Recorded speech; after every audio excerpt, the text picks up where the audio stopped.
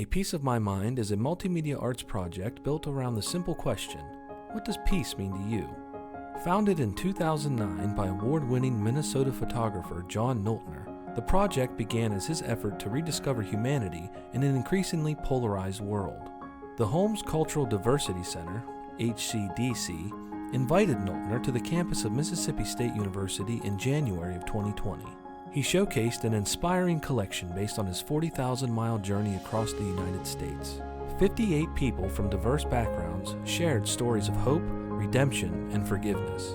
During his stay, Noltner also took photographs of our students, faculty, and staff and asked questions regarding valuing differences and finding unity at Mississippi State University.